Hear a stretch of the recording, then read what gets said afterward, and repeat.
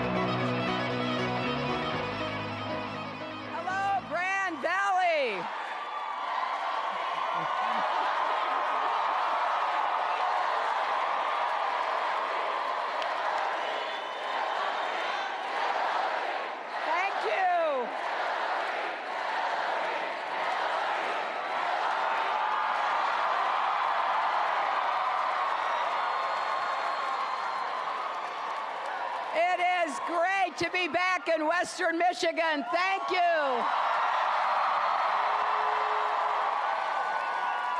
Are there any Lakers here?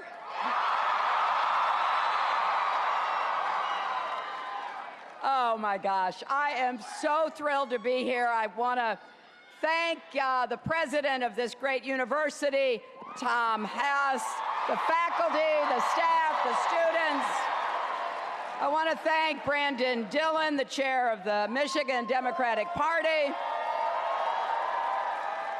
And I especially really want to thank you for sending Debbie Stabenow to the United States Senate.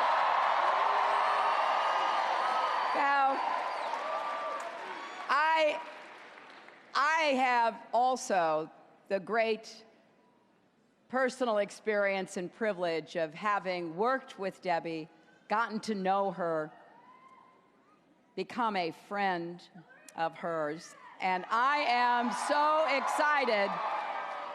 I'm so excited at the possibility that I'll be able to work with her again, but I want you to know this, and I really, really hope you'll tell folks, because there is no more dedicated, effective member of the United States Senate than Debbie Stabenow.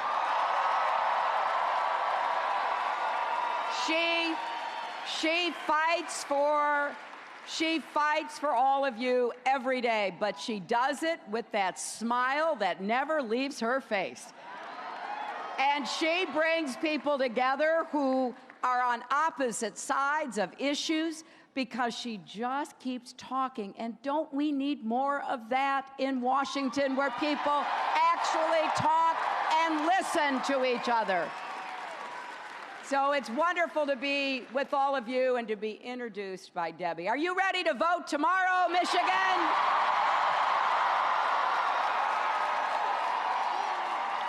Are you ready to help get your friends to vote tomorrow? Well, that is clearly the right answer, because we have a really important election tomorrow. Now, the choice in this election could not be clearer.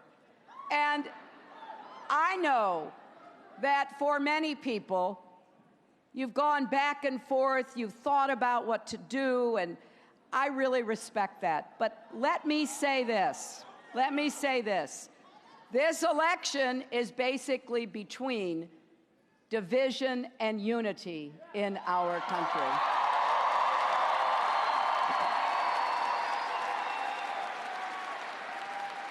It's between strong and steady leadership or a loose cannon who could put everything at risk. It is between an economy that works for everyone, or one that is even more stacked for those at the top. And I want each and every one of you to be thinking through about all the issues you care about. Because although my name and my opponent's name will be on the ballot, those issues and those values are on the ballot as well. And as you think about what you care about and what you want your future to look like, you have to recognize this is a consequential election. You know, I have been privileged to know a lot of our presidents over the past decades and people who ran for president. I was privileged to know as a college student Gerald Ford.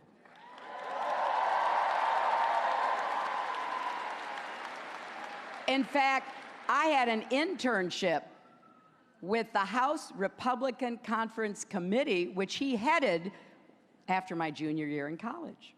So when I say I've gotten to know a lot of our presidents and people who've run for president, it goes back a ways. And here's what I want you to understand. I didn't agree with everything they did or said. Even the Democrats, we had differences in politics and policies and sometimes on principle, but I never doubted that they were fit to serve as our president and commander-in-chief.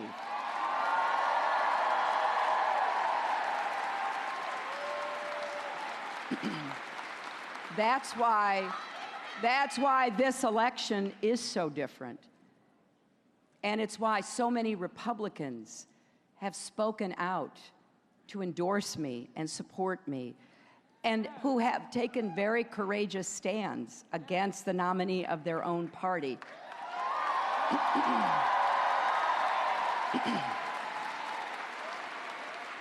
Because they believe that we must put country ahead of party when it comes to this election.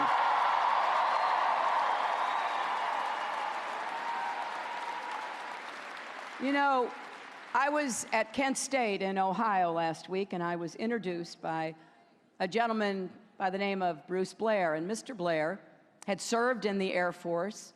He was a young officer assigned to be what was called a launch officer. That meant he served his time every day sitting in a bunker where the controls for launching nuclear weapons were housed. And his job, imagine the responsibility, a young Air Force officer in his 20s, waiting to hear whether or not an order is given for him to launch nuclear weapons. And Bruce Blair explained that there is no appeal from a president's order to do that. The Joint Chiefs of our military forces can't say no, don't do it. There's no veto from Congress or anyone else. And the time between the order being given and the actual launch is 4 minutes. So after watching this election, Mr. Blair began contacting others who had served in this incredibly responsible position to share his concerns about what he was hearing and seeing. And several dozen of them, I'd never met him before, several dozen of them wrote a letter explaining why they could never support Donald Trump to be our commander-in-chief. And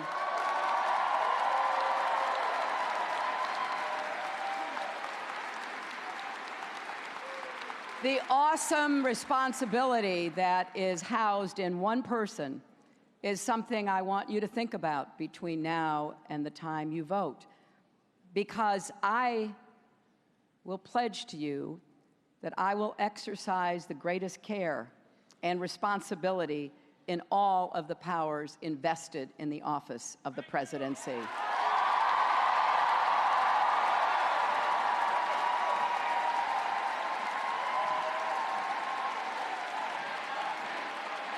I also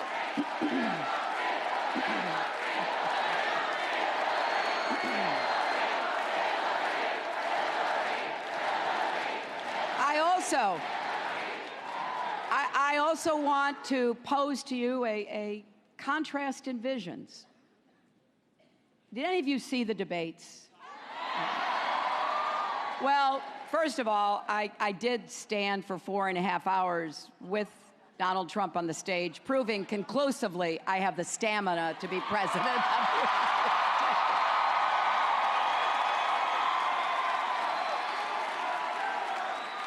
But I have to say, in addition to that, there were so many things that he said that, of course, I sometimes was surprised by. But the theme that ran through of much of his rhetoric was the presentation of a dark and divisive vision for America. Now, I have to tell you, I know we've got problems. I've spent 18 months traveling around our country talking to, by now, hundreds and hundreds of thousands of people, hearing what's on people's minds. We've got challenges, but America's always had challenges. And since when do we become pessimistic and not able to think about what we can do to overcome those challenges and solve those problems together?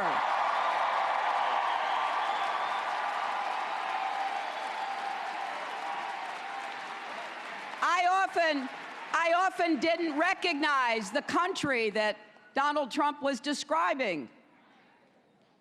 Because from my perspective, looking back at our history, we have a tremendous opportunity ahead of us. Yes.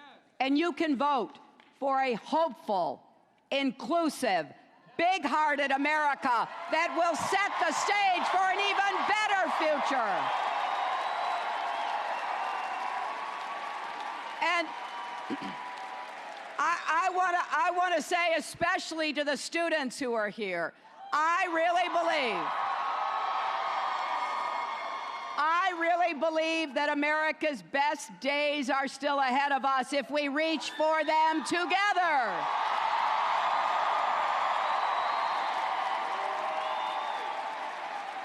Make no mistake, our core values are being tested in this election, but my faith in our future has never been stronger. Last night in Manchester, New Hampshire, I was introduced by Mr. Keezer Khan.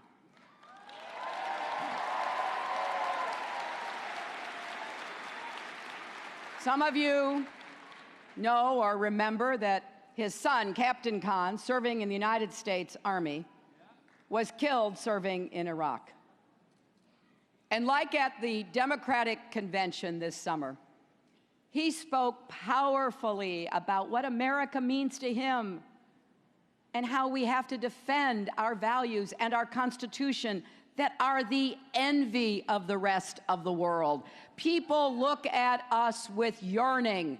They see that we are a beacon of freedom, hope, and opportunity for people right here at home.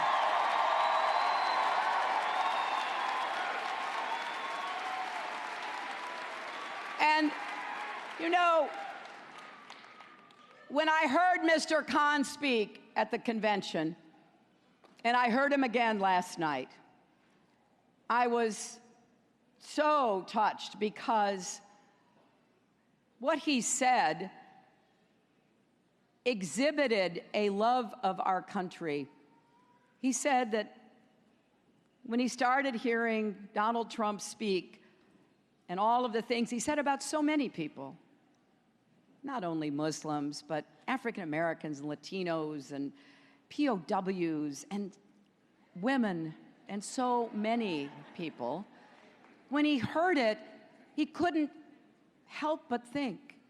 As he walked around his house, he has a room where his son's medals, he got the Bronze Star and the Purple Heart, where the flag that was draped on his coffin is respectfully presented in the box that he was given it in.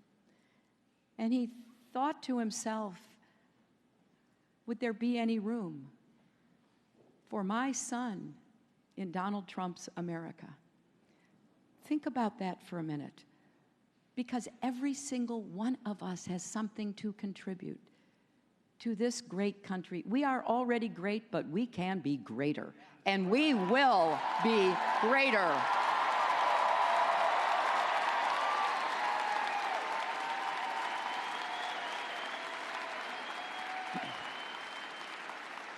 I love our country, and I believe in the American people, and I know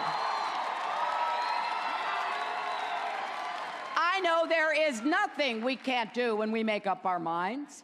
Throughout our history, generations of Americans have risen together to meet the tests of their time. They defended democracy. They built the greatest middle class the world has ever known. They marched for civil rights and voting rights, for workers' rights and union rights, for LGBT rights, rights for people with disabilities.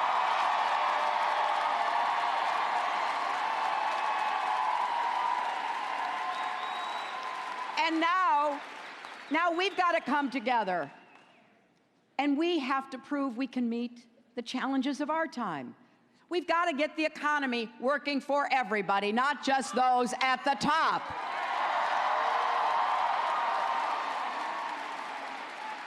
If you believe, as I do, that America thrives when the middle class thrives, then you have to vote tomorrow.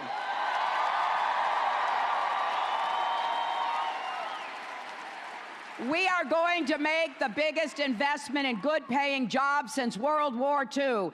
Jobs in infrastructure, our roads, our bridges, our tunnels, our ports, our airports, our water systems. These are jobs we need doing in America, and they are jobs that cannot be exported. They've got to be done right here in Michigan and across our country. And we are going to invest in new jobs in advanced manufacturing. I am not one of these folks who think, well, we just can't make it in America anymore. And I'll tell you why. Because if we have a plan and we actually commit to fulfilling that plan, we can lead the world in precision machining, in 3D printing. We're not competing for low-wage jobs. We're competing with Germany for high manufacturing, high-skilled jobs.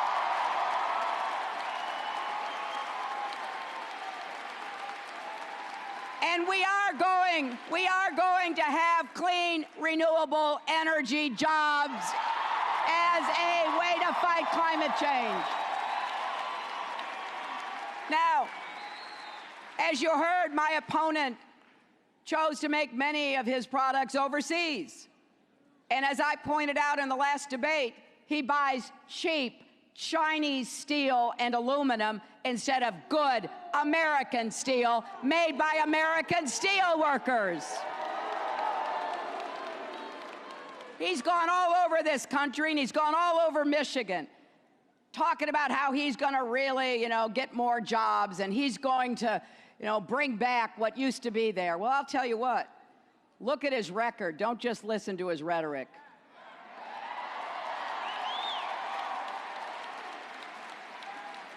Because I have a different idea. We're going to invest in America again.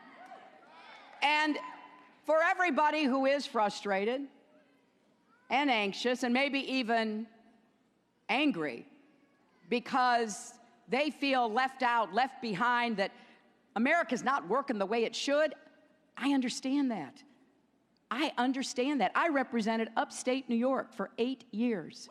And I saw firsthand a lot of the loss of jobs and factories picking up and moving out.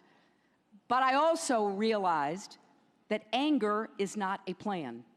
You got to come together and figure out what is it we're going to do to bring new jobs back and create more opportunity for people.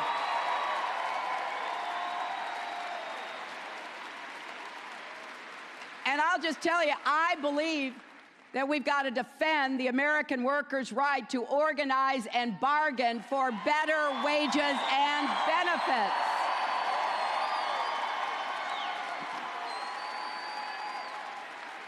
We're going to get incomes rising here in Western Michigan and across this state. And we're also going to do more to help small business. My dad was a small businessman. He worked really hard. He ran a printing plant that printed fabrics for draperies. And I would, from time to time, help him out. You'd take a silk screen, you'd put it down on the long table, you'd pour the paint in, you'd do the squeegee, you'd pick it up. It wasn't automated. We were the automators. And you'd go all the way down to one table, and you'd go to the other table. So I know how hard people in small business work. And I also know something else. Donald Trump made a lot of money off the backs of small business people and contractors by stiffing them and refusing to pay his bills. And I have said, you know what? I am sure glad my dad never got a contract from Donald Trump, because we could not have afforded that.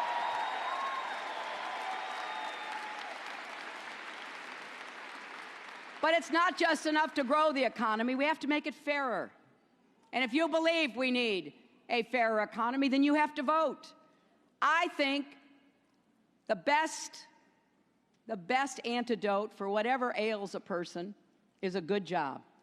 I believe in hard work. That's how I was raised. But I also believe if you work hard and you work full-time, you shouldn't still be in poverty at the end of the year. And I want to raise the national minimum wage.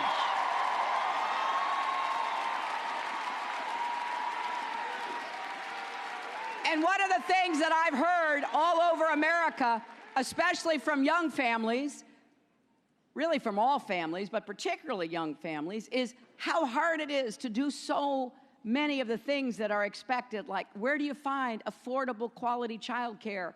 In lots of states, it's more expensive than college tuition. We're going to get the cost of childcare down.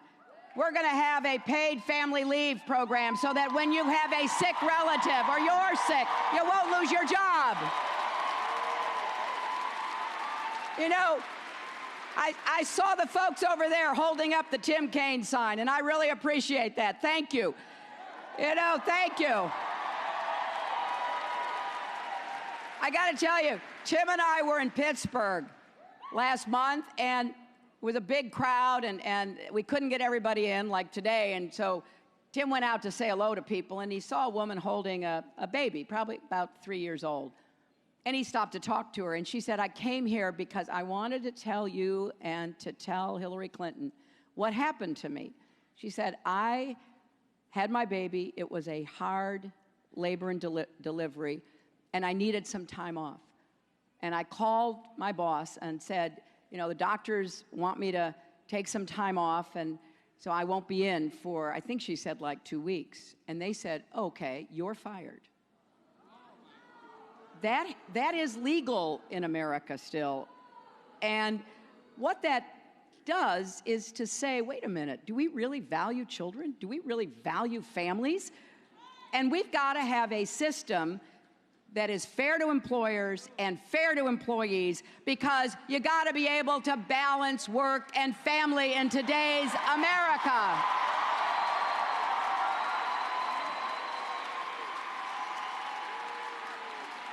And then finally, I think it is way past time to guarantee equal pay for women's work.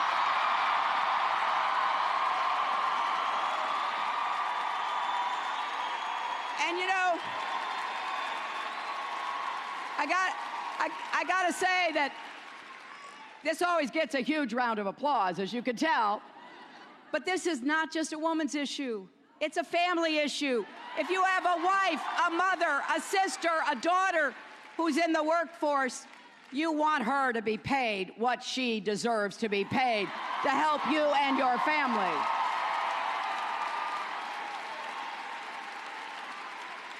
Now, just about everything I've said so far, my opponent disagrees with. And whenever I talk about affordable child care and paid family leave and equal pay, he says I'm playing the woman's card. And you know what I say? If that's the case, then deal me in.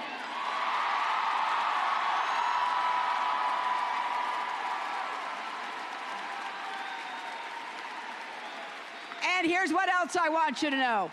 It's fair to ask, okay, how are you going to pay for that?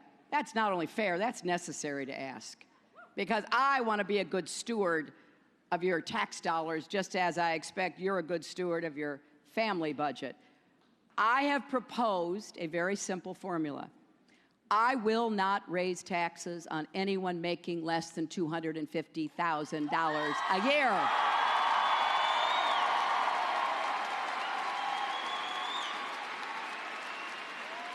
And for small businesses, we're going to cut your taxes because I know a lot of small businesses need that kind of tax relief. So instead, we're going where the money is, to the millionaires and the billionaires and the big corporations.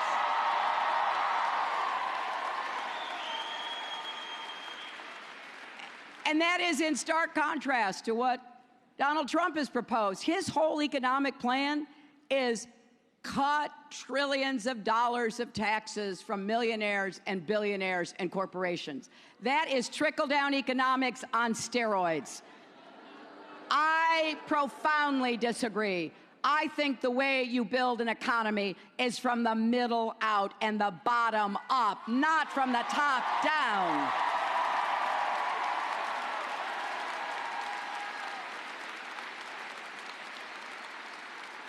And, you know, when you think about it, Donald hasn't paid anything for 20 years. He's paid zero to support our military, our vets, Pell Grants for students here at Grand Valley, our highways. And I'm still pondering, I am just pondering how anybody can lose $1 billion in 1 year. Especially when you're running casinos. I do not understand that. But that will be one of the mysteries in this campaign because he's not going to release his tax returns between now and the time you start voting. And that sort of suggests there must be something really terrible in those tax returns because everybody else for more than 40 years has released them. So we'll still wonder. But what we know is his economic approach will cost us jobs, not create jobs. And we can't afford that. We need to keep building. We have recovered from the worst financial crash since the Great Depression, but we're not where we need to be yet. The last thing we need is a failed economic policy coming back in and pushing us back down and depriving people of the jobs that we want to create.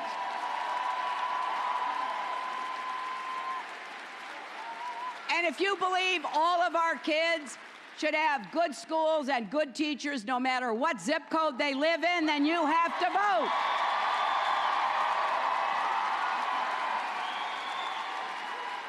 And if you believe college should be affordable, you have to vote.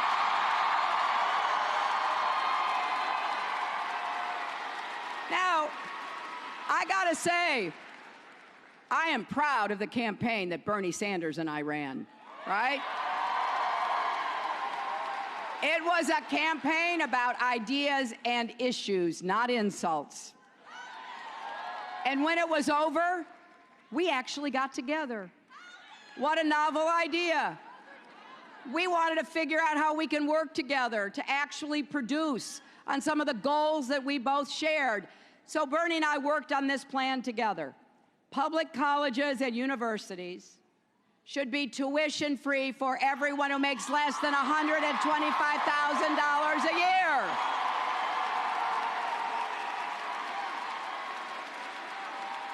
And they should be debt-free for everyone else because nobody should go into debt.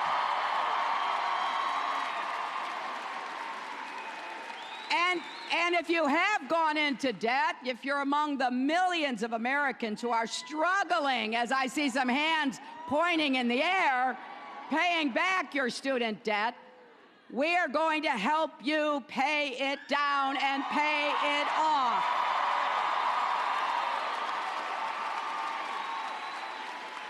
It makes no sense at all. We have interest rates that are really low right now. buy a car for what, 1 or 2%. You can get a house for 3, 4%. There are so many people who are paying 8, 10, 12, higher, 8, 10, 12% interest. Now, where did that, how much? 12.7, 14.1. I got to tell you, friends, that is outrageous. The federal government should not be making money off of sending kids to college.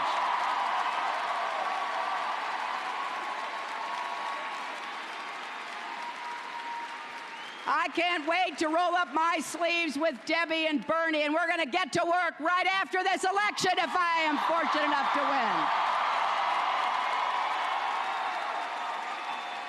win. Look, you see, working for children and families has been the cause of my life, but it's never been more important than it is right now. And this has to be our mission together, doing all we can to help every American, and especially every young American and every child in America, to have the chance to live up to their God-given potential. I will wake up every single day in the White House trying to figure out what I can do to make that a reality for you.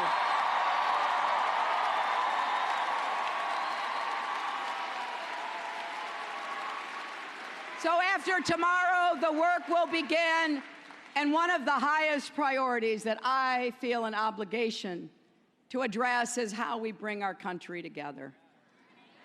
A lot of people say we've got to heal our country, or as the Bible says, repair the breach, because we have so much divisiveness right now. We've got to start listening to each other, respecting each other. Now, I know it is unusual, I admit, for somebody running for president, especially the day before an election, but I've been saying this for months, to say that we need more of two things right now. We need more love and kindness in America.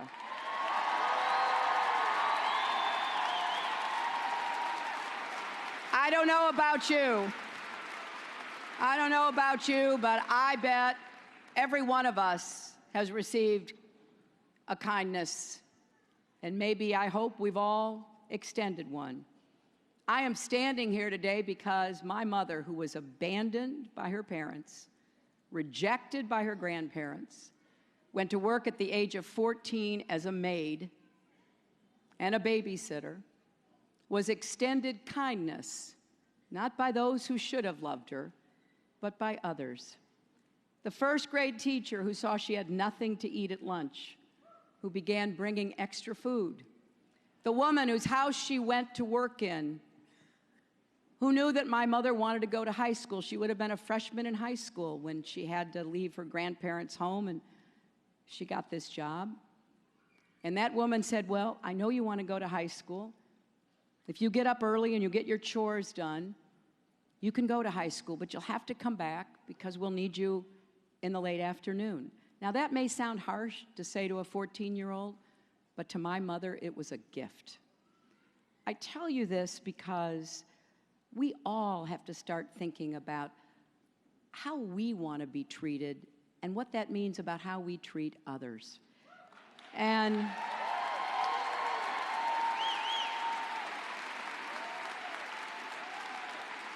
you know, there's a version of the golden rule in every major religion,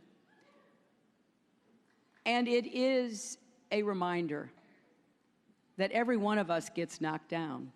The question, as my mother would say, is, are you going to get back up? And for people in our country who feel like they've been knocked down and nobody cares, nobody's paying attention, here's what I want you to know. If you give me the honor of being your president, I'm going to do everything I can to get this country and everybody in it back up on our feet, moving forward together. Because I want to be a president for all Americans. Democrats, Republicans, independents, not just the people who support me, everybody in this country. Because I believe with all my heart, each of us has a role to play in building a better future. So let's take that first step tomorrow. If you don't know where you're supposed to vote, go to iwillvote.com. You can get all the information you need. If you want to help us bringing out the vote here in Western Michigan in the last 24, 36 hours, you can still sign up to volunteer. Go to HillaryClinton.com. Or you can text JOIN, J-O-I-N, to 47246 or stop by one of our offices. We would be really excited to see you, because when your kids and grandkids ask what you did in 2016, when everything was on the line, I hope you'll be able to say that you voted for a better, stronger, fairer America.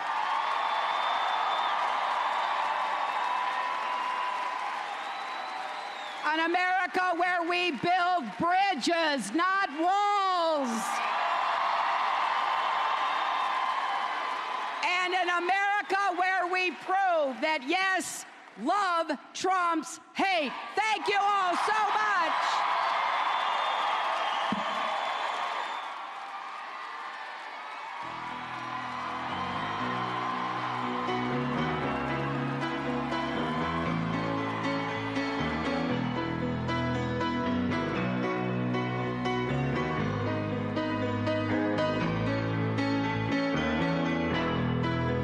Just a small town girl living in a lonely world. She took the midnight train going anywhere. Just a city boy, born and raised in South Detroit. He took the midnight train going anywhere.